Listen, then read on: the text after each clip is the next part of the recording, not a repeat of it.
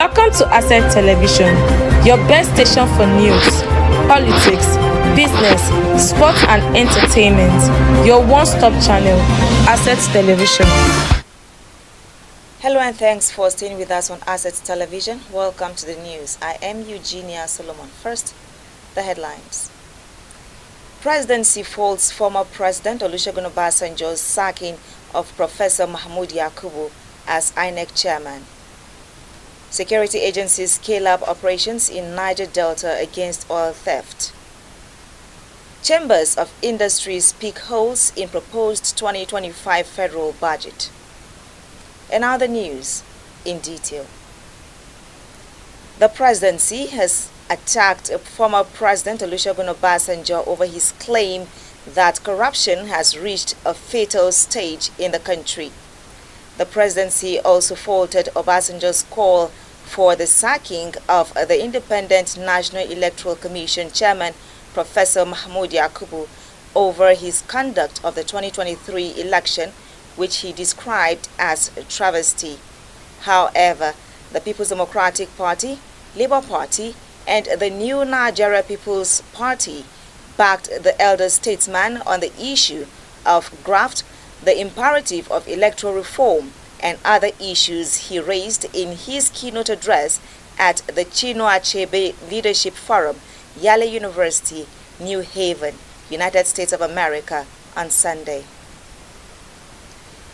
President Bola Tinubu has said that the creation of the Global Alliance Against Hunger and Poverty, championed by President Lula da Silva of Brazil, was pivotal in the global fight against hunger and poverty. Tinubu said this at the 19th G20 Leaders Summit opening session in Rio de Janeiro, Brazil. He lauded the initiative and described it as the right step to address one of the world's most significant challenges. Tinubu compared the global initiative to one of the 8 priority areas he outlined at his inauguration 18 months ago, expressing Nigeria's eagerness to adopt international best practices to advance its economic development. According to him, Nigeria's endorsement of the Declaration of Commitment to join the Global Alliance is a significant step in its efforts to address hunger and poverty by leveraging international cooperation and resources to bolster domestic strategies. He added that by supporting the initiative, Nigeria also demonstrated a solid commitment to realizing the Sustainable Development Goals (SDGs), particularly SDG 1, which focuses on eradicating poverty, and SDG 2, which aims to achieve zero hunger. Well, the Minister of the Federal Capital Territory, Nyesom Wike, has approved the immediate payment of 70,000 naira, the new minimum wage, for all administration staff. This was contained in a statement signed by the press secretary to the head of the civil service of the FCT, Anthony Ode, and made available to journalists. Recall that President Bola Tinubu signed a new minimum wage bill into law in May 2024, approving 70,000 naira as minimum wage for workers following months of negotiation with organized labor. The FCT chapter of the Nigerian Labour Congress and the Trade Union Congress had also threatened to shut down activities on November 30th, 2024, following directives from the national arms of the labor union to embark on a nationwide strike over the implementation of the minimum wage in some states, including the FCT. The unions had also alleged the failure of the Wike-led administration to meet with the labor union since his inauguration in August 2023. According to the statement, however, Wike approved the payment of the minimum wage on Monday, November 18th, 2024, in a bid to ameliorate the plight of workers under the employ of Federal Capital Territory Administration. The acting head of civil service of FCT, Grace Adailo, disclosed that the minister also approved for payment of 3 months arrears for all staff of the administration with effect from November 2024. Moving over to security matters now, the Nigerian Army, in conjunction with other security agencies, has scaled up the ongoing anti-illegal oil bunkering operation across the Niger-Delta region.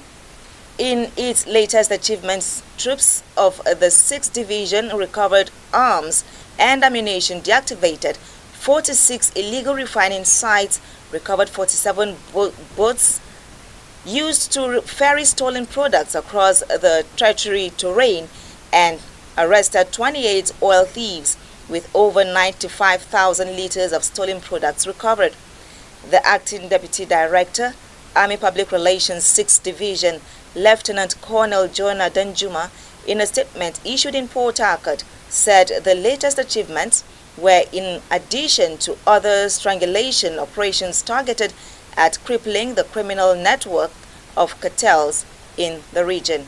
Danjuma stated that the operations, which were conducted from November 11th to 17th, 2024 in Abia, Akwa Ibom, Bayelsa, Delta, and Rivers states, recorded several operational successes.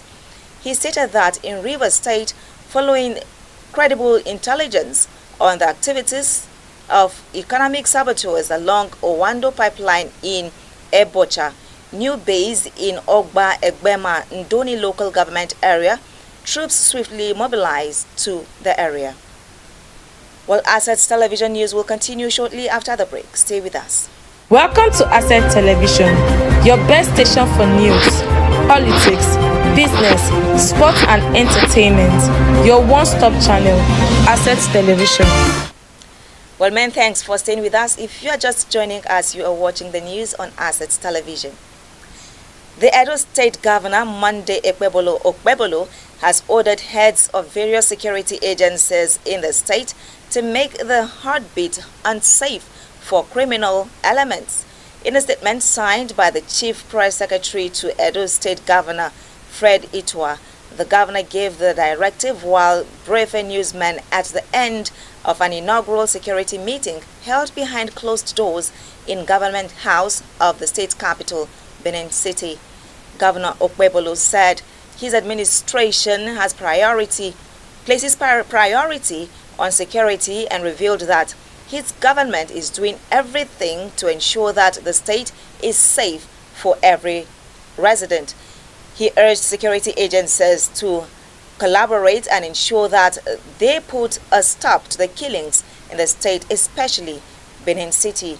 Edo State Commissioner of Police Umaru Peter Ozigi, while reacting, said various security agencies during the council meeting discussed areas of concerns and the efforts made so far, adding that the governor has assured them of the support of his administration in ensuring that Edo is safe for all.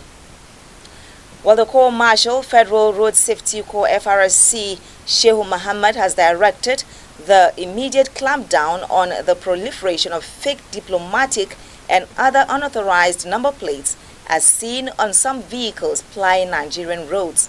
Muhammad said this in a statement issued by the Corps Public Education Officer CPEO Olusegun Ogungbemide in Abuja. The FRSC boss said that the directive had become necessary in line with his administration's proactive approach towards contributing to enhancing national security. He said the identified number plates were fraudulently produced by suspected criminals, as they were neither produced by any of the production plants of the FRSC in the country nor issued by the motor licensing authorities of states. The FRSC Corps Marshal therefore approved immediate commencement of tactical enforcement across all formations of the Corps. This, he said, was to ensure speedy arrest and impoundment of all vehicles on Nigerian roads with the identified fake number plates or any other of its kind. Well, the federal government's proposed 2025 budget has come under attack by industry groups and analysts who expressed disappointment over assumptions, benchmarks, and figures in the budget. The Lagos Chamber of Commerce and Industry (LCCI) faulted the key parameters and assumptions on which the proposed 2025 budget was based, saying they are too optimistic in the face of current realities. The Director General of LCCI, Dr. Chinyere Almona, in a statement said the assumption of an exchange rate of 1,400 naira per dollar and an inflation rate of 15.8% in particular are unrealistic. Almona further stated that creating an enabling environment and clarity of policy direction are critical to achieving projected economic growth. She called on the federal government to sustain fiscal discipline by complying with the Fiscal Responsibility Act in budget management and borrowing. Well, away from the national scene now, Ukraine has said it will never give in to Russia's aggression as it marks 1,000 days since the Kremlin launched a full-scale invasion of the country. The Foreign Ministry said Ukraine will never submit to the occupiers and the Russian military will be punished for violating international law. Zelensky will later address a special session of the European Parliament as the country marks the milestone. It comes as 8 people, including a child, were killed in a drone attack on Ukraine's northeastern region of Sami overnight, where 89 were also killed in a separate strike on Sunday. The drone attack on a residential building in the small town of Lviv injured 12 people, including 2 children, Ukraine's National Police Force said. And in sports, Super Eagles forward Ademola Lookman and goalkeeper Stanley Nwabali have both been named in the final 5-man shortlist for the CAF Player and Keeper of the Year award, but defender William Troost-Ekong missed out on the final list. 3 weeks after releasing the initial long list, CAF has officially unveiled the top 5 nominees in each of the men's categories of the upcoming CAF Awards 2024, set to take place in Marrakesh, Morocco by December 16th. Atlanta Europa League hero Lookman leads the final shortlist for the Men's Player of the Year award, along with Ivory Coast Simon Adingra, Guinea striker Sekou Girassi, Morocco defender Ashraf Hakimi, and South Africa goalkeeper Ronwell Williams.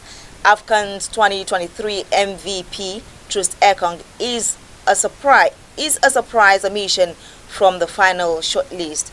Nigeria is, however, still in the running for the national team of the year alongside reigning Africa champions Ivory Coast, DR Congo, South Africa, and Sudan. And with that sports story, we end the news. Do well to follow us on all our social media platforms for more updates and programs. On behalf of the entire news crew, I am Eugenia Solomon.